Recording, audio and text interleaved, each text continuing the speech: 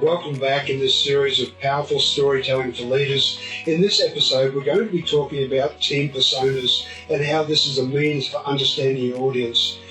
Great storytelling starts with knowing your audience, and creating a team persona is one of the most effective ways that you can do that.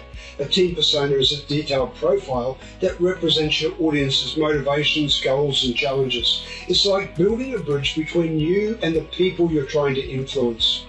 To create a team persona, start by asking key questions. What are their pain points? What drives them? What are their aspirations? You can use tools like the empathy map to uncover what they see in their environment, what they hear from others, what they think and feel about their situation.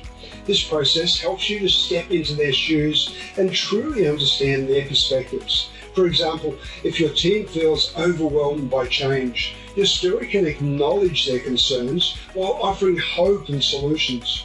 By addressing their emotions and experiences, you make your message relatable and actionable.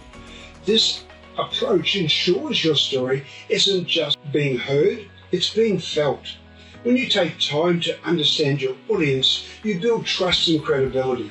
People don't follow leaders who talk at them, they follow leaders who speak to them.